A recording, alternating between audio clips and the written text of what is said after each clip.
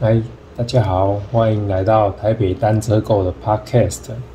现在健康的概念在大家的心目中，由于网际网络已经是非常的普遍，所以透过手机的方便，大家都能够很快理解，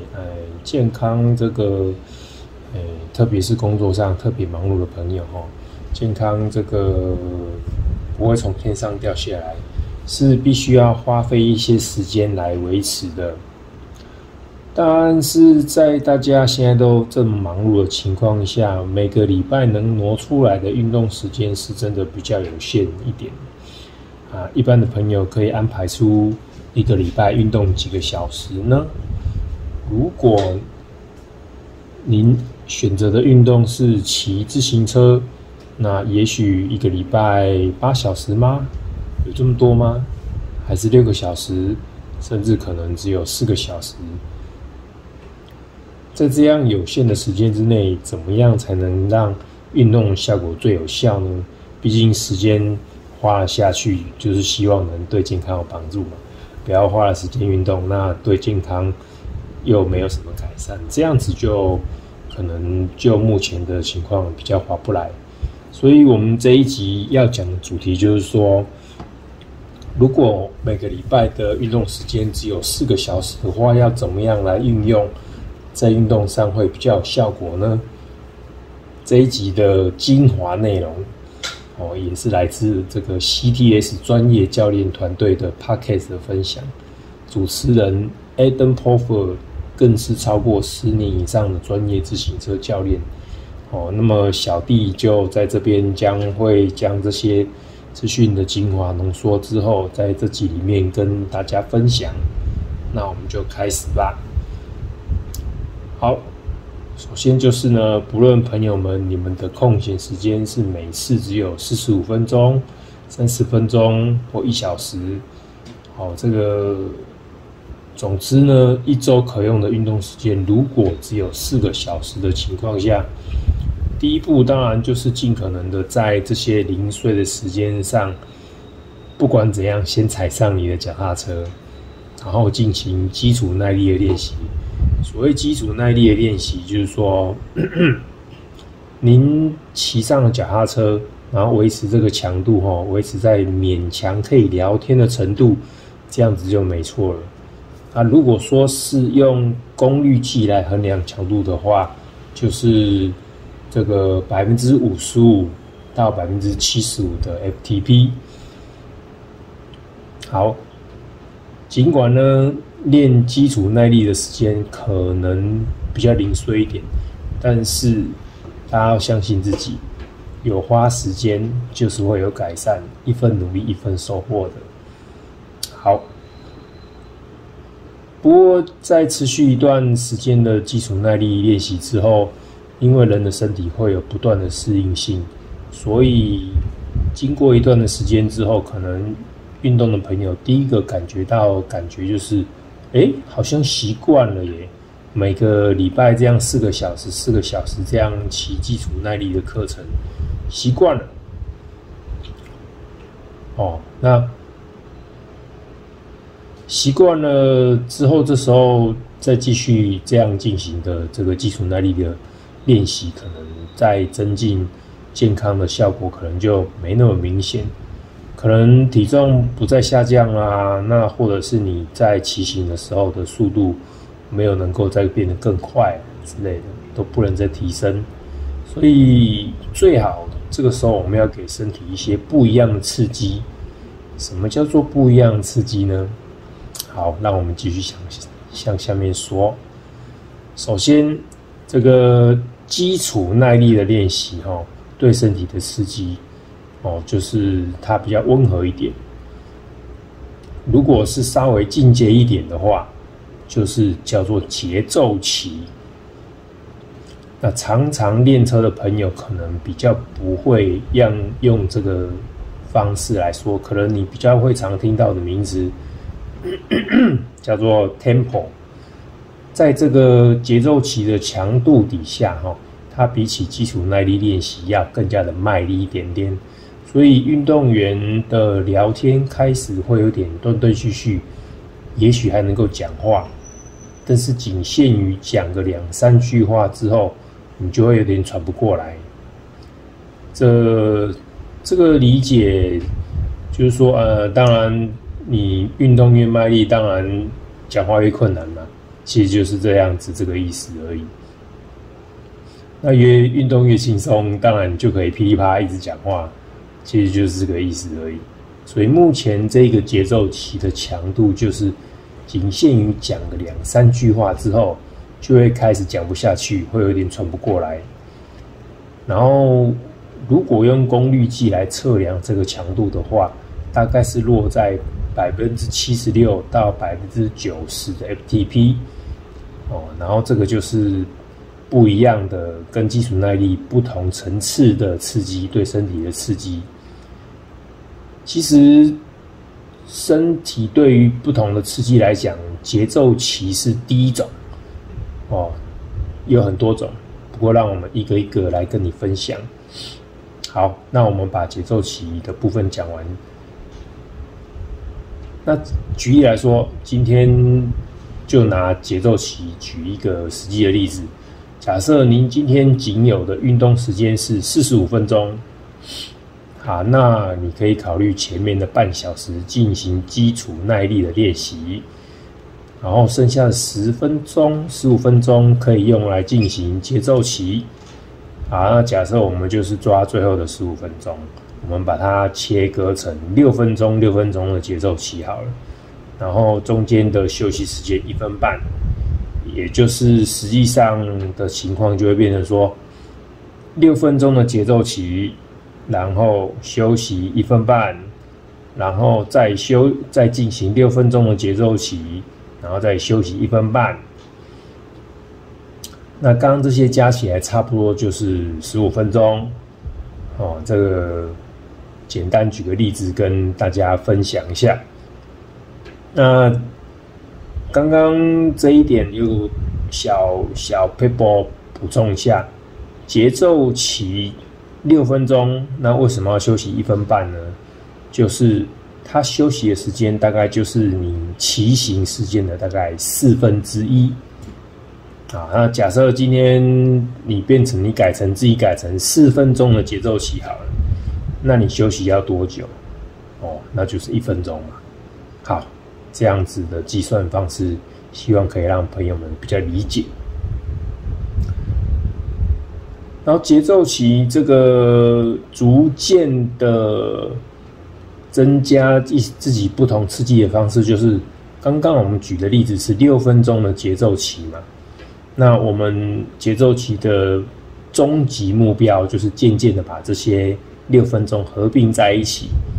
也许最后你可以把节奏期合并成12分钟，一口气骑完12分钟，然后休息3分钟。那这样子加起来就是总共15分钟那就符合这个朋友这个时间上的安排。然后又可以提高对身体的刺激，从6分钟，然后一口气，慢慢的不是一口气，6分钟慢慢的，也许下次一口气骑8分钟，然后也许再过个几次练习变成9分钟，那最后目标就是一口气骑完12分钟，这样子那朋友们可以自己弹性的慢慢增加，慢慢的增加。不要急身体就是需要慢慢的刺激，会比较保险。那接着我们要谈下一个不同的对身体体能的刺激，就是阈值骑行。然后常常练车的朋友可能比较熟悉的名词叫做 lactate ratio。在这个阈值骑行的强度底下，它比起节奏期要来的卖力许多。所以运动员已经无法聊天了。如果硬要讲话的话，大概只能讲出1、2个单字。讲1、2个字还可以啊。举例来说，如果有人在旁边要跟你讲话，他问你说，早餐你的汉堡要加蛋，还是要不要加美乃滋？然后要不要加起司？你大概只能回他1个字或2个字。可能一个字就是要，或者是不要蛋，这样就3个字了。总之，你这个强度阈值强度的情况下，你只能讲1、2个字而已啦。然后，如果用功率来测量强度的话，大概是会落在91%到105%的 FTP。那这一个阈值骑行其实已经算是相当高强度的练习，所以相较于刚才的节奏骑来说，它的练习时间会来着比较短一些。什么叫比较短一些呢？好，再来直接举简单的例子哦。假设今天也是只有45分钟可以运动，那前面半个小时一样是做基础耐力的练习，然后最后一样抓15分钟来进行阈值的骑行的话，好，那我们15分钟要怎么切割呢？那可能一开始就先切成4分钟、4分钟的阈值骑行，然后休息时间一样是骑行时间的1/4。实际的情况可能就变成说，4分钟的阈值骑行，然后1分钟休息，然后又是4分钟的阈值骑行，又是1分钟的休息，然后又是4分钟的阈值，又是1分钟的休息。刚刚这样全部加起来就是15分钟。好，这是举一个让朋友比较可以了解的例子了。那这个只有切4分钟、4分钟，就是说，因为阈值的这个东西，它的强度、它的卖力程度比起节奏起来的更加的激烈，所以我们会建议说，一开始先切一个比较小块的时间来进行练习，所以阈值会建议说，可能你从4分钟开始，那节奏起它那个强度没那么高，你也许可以从6分钟。好，那随着多次进行阈值的课程之后，那你阈值的课程这个可能也是会有一个终极目标嘛，那也是采用跟刚刚一样类似的合并的概念，最后这个希望可以一口气完成12分钟的阈值骑行，然后休息3分钟，那这样子加起来也是15分钟。当然，这个也是循序渐进的，那朋友可以自己慢慢的、一步一步的调整自己的脚步，觉得自己状况好就调快一点，觉得状况没那么好，那你就调慢一点，这样子。好，很快的，我们来到最后一个阶段，对身体体能的最大的一个刺激，叫做最大摄氧量骑行。那常练车的朋友可能就会觉得说，这个比较不常这样讲，对，那可能他们比较熟悉的名词叫做 VO2 max。好，那在这个最大摄氧量骑行的强度下面，它比起阈值骑行之前提到的那一个来的激烈很多。这个运动员在最大摄氧量的骑行情况下，是你根本不用想要聊天的，你连1个字都说不出来。如果用什么叫1个字都说不出来，今天如果你旁边你的朋友要帮你去买早餐，他问你说，你早餐你要吃，要不要汉堡，要不要加蛋，要不要加美乃滋，然后那个要不要加cheese，你大概只能看着他，然后眼睛瞪得大大的，然后1个字都说不出来，你也说不出来你要不要加蛋，你也说不出来你要不要加cheese，你只能当下是非常卖力的在踩踏，然后你1个字都说不出来。好，这个东西就是这差不多很接近这个最大摄氧量的这个强度了。好，举这个汉堡的例子给大家了解一下。那如果用功率计来测试这个强度的话，这个大概是落在105%到120%的 FTP。当然这个是一个非常非常高的强度。所以一样的，跟之前的类似的原则，这强度越高的运动，那它的练习时间会更短。所以说，在最大摄氧量骑行的情况下，我们会只建议说，一开始的运动时间先进行30秒的最大摄氧量骑行就好了。对于从来没有做过类似最大摄氧量运动的朋友来说，30秒可能已经很吃力了啊。先来举一个最保守的例子，那一样好，也是今天有45分钟可以运动，然后前面半个小时进行基础耐力，那可能后面你就先抓10分钟就好，来进行最大摄氧量的骑行。那这10分钟要怎么切呢？我们把它切割成30秒、30秒、30秒的最大摄氧量骑行。最大摄氧量骑行的休息时间跟骑行时间一样，所以实际的情况就会变成说，好，开始30秒的最大摄氧量，然后接着30秒的休息，然后接下来又是30秒的最大摄氧量，然后接下来又是30秒的休息，就这样不断的重复30秒、30秒、30秒，一下努力骑行，一下休息，依此不断类推。你累积了很多个30秒过去了，最后终于10分钟过去了。这边是举一个这个比较保守的例子。好，这从30秒开始这样子。随着时间的经过当然也是可以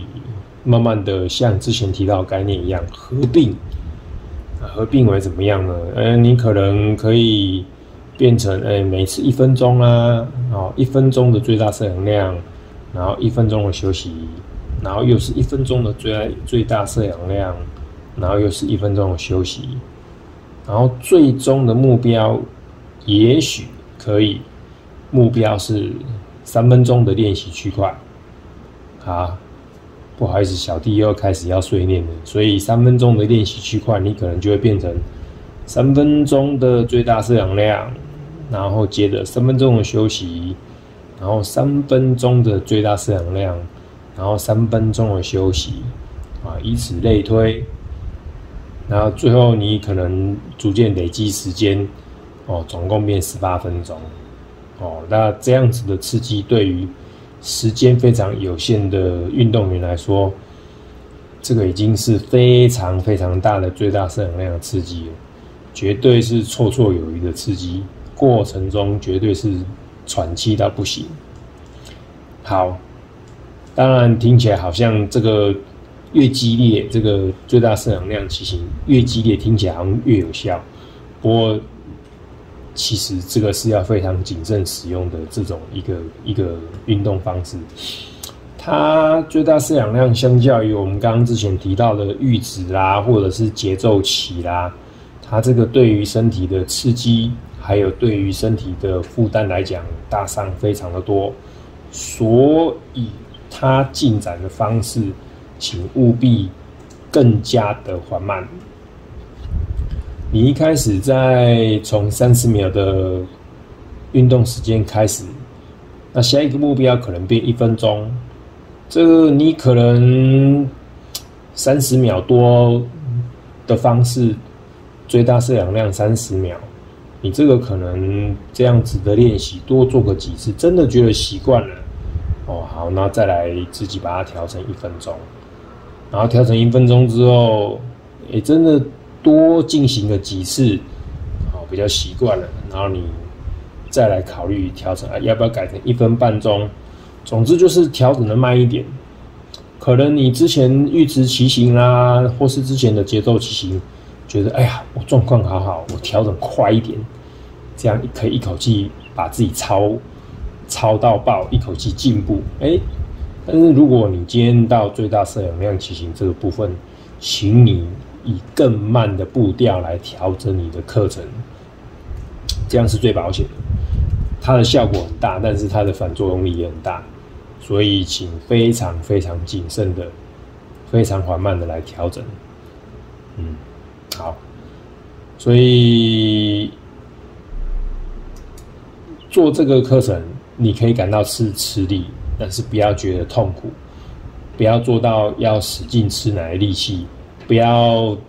搞到要使尽洪荒之力，要确保每次最大摄氧量的练习之后，身体永远保留着最后1分或是2分力在身体里面，安全第一。好，那以上就介绍完毕所有身体不同层级的刺激，依序是基础耐力、节奏期、阈值骑行，还有最大摄氧量。那以上这4种层级的刺激最好是轮流使用，分散，也就是分散在不同的训练周期来进行。好，那不用太这边举实际的例子，当然是最快了解的方式。举例来说，某某运动员、某某朋友的第一个训练周期是3个礼拜。好，那前2个礼拜，好，你努力的騎行，然后每次骑行的最后的10到15分钟，你就拿来先从节奏期开始。好，目前就是专心的先做节奏期。那最后1个礼拜，让身体好好的休息。你可以把所有的练习量统统减半啊。也许最后礼拜的练习时间只剩下一半。就我们这一集 Podcast 的举例的情况来讲，每个礼拜4个小时的一半就是2个小时，所以在最后1个礼拜的练习时间就是只有2小时。趁这个时候让身体好好的休息，让它恢复。好，那刚刚第一个训练周期节奏期好讲完了，那接着的第2个训练周期也类似，只是每一次骑行的最后10到15分钟，你改成专心在阈值骑行。那接下来小弟要说的，可能各位朋友已经猜到了，在下一个训练周期的每次骑行的最后10到15分钟，改成进行最大摄氧量骑行。好，依此类推。好，接下来再帮最大摄氧量骑行做一个非常重要的补充。这个在投影片上你可能比较看不出它的说明，但是这个再重要的补充就是，如果你那一个训练周期的重点目前已经到了最大摄氧量，那小弟会建议最大摄氧量的练习，那你每一周你可能会有4次，假设你那一个礼拜4个小时的运动嘛，那你不要那4次的运动通通都排最大摄氧量。我会建议，就是因为这个是很有效的体能刺激，但是它也对身体很大的负担。可能1个礼拜4次的情况，你只要排1次，顶多到2次最大摄氧量骑行，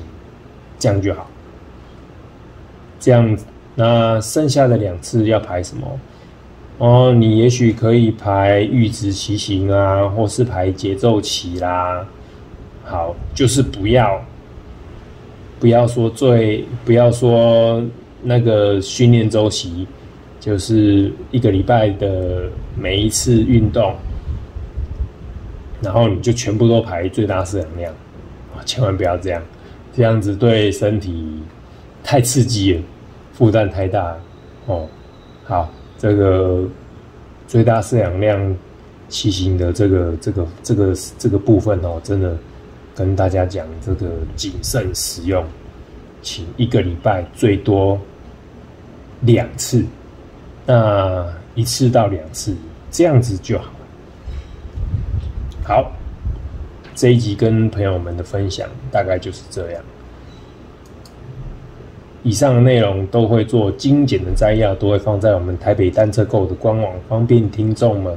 回来进行快速的查询。当然，如果你想要对这一集了解的更透彻一点，建议多听几遍，或者是加入我们的LINE群组，大家互想多交流。加入LINE群组的那个网址方式，就在参考我们下面的叙述栏。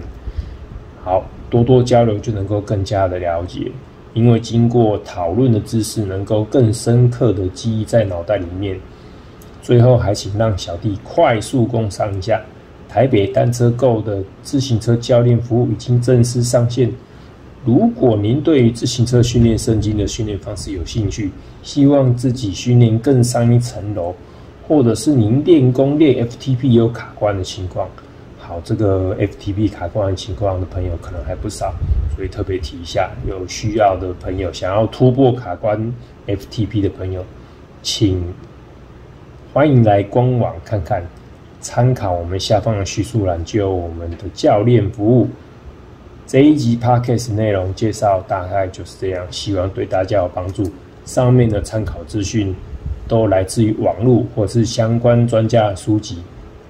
那力求自身能够体验过，而不是纸上谈兵，并且尽可能不要掺杂我太多个人的想法，力求客观的内容能够呈现给大家。今天台北单车购的分享就到这边，谢谢你的收听。